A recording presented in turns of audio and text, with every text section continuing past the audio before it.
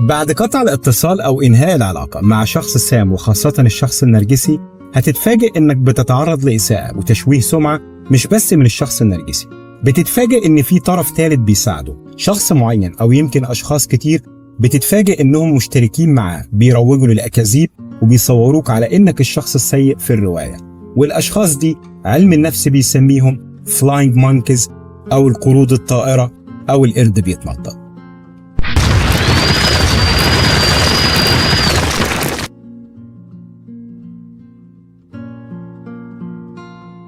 أهلا بيكم مرة تانية. الكاتب الأمريكي المشهور فرانك بوم كتب مجموعة كتب وروايات خاصة بالأطفال، منها مثلا الرواية المشهورة The Wizard of Oz أو ساحر مدينة أوز. في الرواية دي كانت ساحرة الغرب الشريرة بتسيطر على مجموعة من القرود الطائرة. القرود دي كانت بتنفذ كل الأعمال الشريرة الخاصة بالساحرة أو اللي بتأمرهم بيها الساحرة. من هنا جه مصطلح القرود الطائرة في علم النفس. المصطلح ده معناه أو بيستخدم لوصف الأشخاص اللي بيجندهم الشخص النرجسي أو الشخص السام بشكل عام عشان يستخدمهم في تدمير الضحية بعد الانفصال عنه أو قطع الاتصال بيه. الشخص النرجسي رغم غروره المرضي وأنانيته الشديدة إلا إنه نادرا ما بيتصرف لوحده. في حال قرر إنه ينتقم من الضحية أو يشوه سمعته، غالبا الشخص النرجسي بيستخدم غيره عشان يعزز موقفه ويساعدوه في ترويج الإشاعات عن الضحية، غالبا عشان يتم شيطنة الضحية، مش بس يظهر على إنه الشخص السيء في الرواية، لا، علشان يظهر على إنه الشيطان الأكبر، وبالتالي يقدر النرجسي يظهر على إنه الملاك البريء. كمان إحساس النرجسي بالغرور المرضي والتعالي بيخليه يشوف نفسه على إنه شخص مثالي جدا، عشان كده ممكن جدا إنه يستخدم النوع ده من الأشخاص إنهم يقوموا بكل الأعمال القذرة بالنيابة عنه. بالتالي يقدر ينفذ ألاعيبه وخططه الشيطانية، وفي نفس الوقت يفضل محافظ على الصورة الوهمية المزيفة اللي بيكون متصورها عن نفسه. الأشخاص دي بتنفذ طلبات النرجسي أو الشخص المسيء، أو بيستخدمهم النرجسي، بيستخدمهم في تشويه سمعة الضحية وتشويه صورته وإلقاء اللوم عليه. الهدف هو إن الشخص النرجسي يظهر بصورة إيجابية، والضحية هو اللي يظهر على إنه الشخص السيء في الرواية. ساعات بيستخدمهم في نقل أخبار الضحية، وساعات بيستخدمهم علشان يحاولوا يقنعوا الضحية إنها تتصالح مع الشخص النرجسي. كمان ممكن يستخدمهم في تهديد الضحية. الأشخاص دي دايما بيكونوا أصدقاء أو زملاء للشخص النرجسي، أو أصدقاء أو معارف ليك أنت، أو حتى شخصيات بيكون عارف إن ليها تأثير قوي سواء عليك أو ضدك. لازم نكون عارفين إن مش دايما القرود الطائرة اللي بيستخدمهم الشخص النرجسي بتكون نواياهم سيئة. ساعات كتير بيكون هو نفسه مخدوع، ببساطة قدر الشخص النرجسي يتلاعب بيه ويخدعه ويستغله. كمان ممكن يكون متصور إن الشخص النرجسي شخص مثالي، شخص بريء تماما. ما تنساش أبدا إن الشخص النرجسي بيكون شاطر جدا إنه يعيش دور الضحية. للأسف كتير مننا بيقع في الفخ بعد الانفصال مع الشخص النرجسي، بيكون متصور إن المعارف المشتركين أو الأصدقاء المشتركين بيكونوا عايزين يطمنوا عليه أو يعرفوا أخباره، من غير ما يكون مدرك إن الشخص اللي بيتكلم معاه ممكن جدا يكون بيستخدمه الشخص النرجسي لنقل أخبارك، أو ممكن يكون واحد من الفلاينج مونكيز أو القرود الطائرة. لذلك بعد قطع الاتصال أو بعد قطع العلاقة، التصرف الصحيح هو إنك تتوقف تماما ونهائيا عن الكلام مع أي شخص، لأن ممكن يكون الشخص ده بيستخدم من قبل الشخص النرجسي من غير ما تكون أنت عارف. وزي ما قلنا في أول الحلقة إن بعد قطع العلاقة مع الشخص النرجسي هيبتدي حرب قذرة جدا عليك، مش بس بعد انتهاء العلاقة. توقع دايما إن التصرف بالشكل ده ممكن يحصل من الشخص النرجسي حتى لو في حالة خطأ بسيط جدا، لأن غرور الشخص النرجسي المرضي وحالته النفسية المتقلبة الغير مستقرة ممكن جدا تخليه يعلن حرب على شخص لمجرد خطأ بسيط جدا. وطبعا أكيد أنت عارف إن الحرب دي مستحيل تكون أخلاقية أو إن عنصر الشرف يكون موجود فيها. في الحرب دي هيحاولوا فيها دايما التشهير بيك وتشويه سمعتك، هتتعرض لكم كبير جدا من البذاءات والإهانات والقيل والقال، محاولات مستميتة منه عشان تظهر أنت بمظهر الشخص السيء في الرواية وكمان شيطنتك. لكن خليك دايما واثق إن كل ده مش هيدوم، في نهاية المطاف الحقيقة لازم هتظهر. حافظ دايما على هدوءك وقوتك العقلية. لازم تكون فاهم إنه بيحاول يكسرك، بيحاول يحطمك. كل المحاولات دي من تشويه السمعة بتكون بهدف واحد فقط، هو كسرك أو تحطيمك أو على الأقل إضعافك. طبعا لازم تكون قوي وثابت، حافظ على ثباتك الانفعالي وقوتك العقلية والذهنية، وطبعا غير مقبول تماما إنك تستسلم. كمان خطأ كبير جدا إنك تتحول لموقف دفاعي أو إنك تهاجم. ما تسمحش لنفسك أبدا إنك تنحدر لنفس مستوى الشخص النرجسي. للأسف في ناس كتير بتتهز وبتستسلم بسهولة، لكن مع القوة والثبات والصبر كل الحقائق هتنكشف، والكل هيشوف الحقيقة وهيعرفها حتى بعد المحاولات المستميتة من الشخص النرجسي لتشويه سمعتك. في الحرب دي زي ما قلنا في بداية الحلقة هيستخدم فيها الشخص النرجسي طرف ثالث ضدك، أو زي ما علم النفس بيسميهم القرود الطائرة أو flying monkeys. هتتفاجئ إن في ناس كتير جدا بقت ضدك. طب إزاي بيستخدمهم الشخص النرجسي؟ أو إزاي الشخصية النرجسية بتختار الفلاينج مانكيز اللي بتستخدمهم في حربها ضد الضحية؟ النرجسي دايما بيختار الفلاينج مانكيز أو القرود الطائرة على أساس وجود أرضية مشتركة ضده. الشخص النرجسي ممكن يظهر على إنه شخص ذكي، لكن في الحقيقة حيل وألاعيب النرجسية ما بتتغيرش. المشكلة هي إن ناس كتير بتلاقي متعة في النميمة والدراما، بالرغم إنه تصرف غير سليم وكمان غير أخلاقي،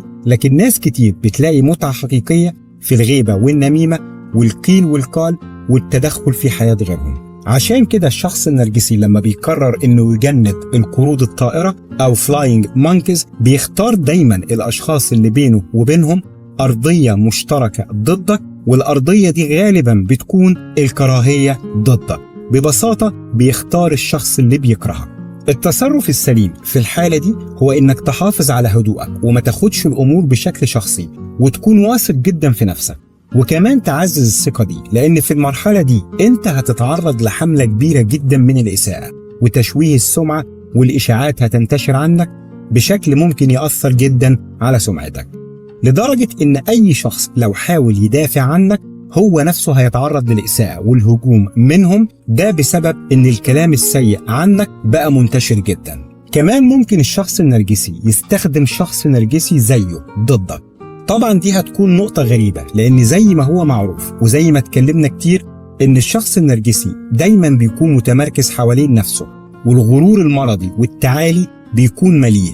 كمان بيكون حاسس إنه محور الكون وعايش الحياة كأنه في حالة صراع مع الكل، بيحاول دايما ينتصر على الكل ويتفوق عليهم عشان يقدر يشبع غروره النرجسي. لكن في أوقات معينة الشخص النرجسي ممكن جدا يتعاون مع شخصية نرجسية تانية. للأسف ده معناه إنه بيكون برضو في أرضية مشتركة بتجمعهم، زي إن شخص بيسبب لهم ضيق أو إزعاج أو كره للطرفين، وطبعا ده هيكون هو الضحية اللي قرروا إنهم يشوهوا سمعتها. طب إزاي نتصرف في الحالة دي؟ التصرف الصحيح هو نفس التصرف، ريلاكس، خليك هادي جدا، حافظ على ثباتك وقوتك العقلية والذهنية. ببساطة ما تقلقش، خلي رجلك قوية وثابتة، اثبت مكانك. الشخص النرجسي دايما هيحاول يدور على نقاط ضعفك عشان يقدر يستغلها ضدك ويستغلك ويسيطر عليك من خلالها. كل الحرب دي بيكون هدفها إضعافك بهدف إنك تخضع وتستسلم. كمان هيحاولوا يجندوا أكبر عدد ممكن ضدك. بالنسبة للنرجسي كل ما كانت المجموعة اللي بيستخدمها ضدك أكبر، كل ما ده بيديله إحساس بالنشوة. الشخص النرجسي دايما بيحب يحس إنه مركز الاهتمام، وطبعا في حالة إنه بيستخدم ناس ضدك كل ما كانت المجموعة أكبر، كل ما ده بيشبع غرور المرضي، بيحس إنه قادر يسيطر عليهم أو بيحس إنه هو القائد بالنسبة لهم. كمان زيادة العدد بتحسسه بنوع من الجرأة في الهجوم عليه. التصرف السليم دايما هو نفس التصرف، الهدوء والثبات والحفاظ على قوتك. خليك دايما فاكر إن مهما طال الوقت الشخص النرجسي بيدمر نفسه بنفسه، وفي النهاية هتكون أنت المنتصر الحقيقي. كمان لازم تكون عارف إن كل الأطراف دي مش هتفضل على حالة الانسجام اللي موجودة بينهم. في أقرب وقت هينقلبوا على بعض وهيكون بينهم هم حرب. لذلك خليك دايما ثابت على موقفك وأوعدك في النهاية أنت المنتصر الحقيقي مهما طال الوقت. كمان ممكن جدا يحاولوا يقلبوا أصدقائك ضدك، وكل شخص ممكن يدعمك هيحاولوا يقلبوه ضدك. طبعا الشخص النرجسي عارف ان التعامل معاه ومع كل اللي بيستخدمهم ضدك هيكون صعب عليك لو كنت لوحدك، لذلك لو حس او عرف ان في اشخاص جنبك بتدعمك سواء كانوا من الاصدقاء او من العيلة، هتلاقيه بيحاول ان يقلب الكل ضدك عشان تبقى لوحدك في حربه معاك، وبالتالي تكون ضعيف ويقدر ببساطة انه يخضعك ويكسرك. هيحاول يقلب الكل عليك، وده بيتم بعدة طرق، منها مثلا نفس الحيلة اللي بيستخدمها ضدك، وهي نشر الشائعات عنك وتشويه سمعتك بكل الطرق، بالتالي الكل هيتجنبك ويبعد عنك. ممكن كمان تتفاجئ انه بيستخدم معلومات او تفاصيل انت نفسك كنت اتكلمت عنها معاه، نتيجة ثقتك فيه هيستخدمها انه يقلب اصدقائك او افراد العيلة ضدك. عشان كده في حلقة الصخرة الرمادية لو شفتها ذكرنا انه لو انت في علاقة مع شخص نرجسي وكان قطع الاتصال معاه صعب او مستحيل، ذكرنا في الخطوة الاولى وهنسيب لكم رابط الحلقة في التعليقات، قلنا ان اول خطوة من خطوات طريقة الصخرة الرمادية هي الغموض. معلوماتك الشخصية، تفاصيل حياتك، تفاصيل يومك سر خاص بيك انت ومش مجال للمناقشة، لان ممكن في اي لحظة تتفاجئ ان نفس التفاصيل دي بيستخدمها النرجسي ضدك. الهدف دايما من الحرب دي هو اثارة غضبك عشان يحصل منك على اي رد فعل، او انك تتهور وبالتالي يحصل منك اي تصرف سلبي، بالتالي هتكون بتقدم له خدمة على طبق من ذهب، هتكون بتساعده في هدفه النهائي انه يظهرك بمظهر الشيطان عشان يقدر يظهر بمظهر الملاك البريء.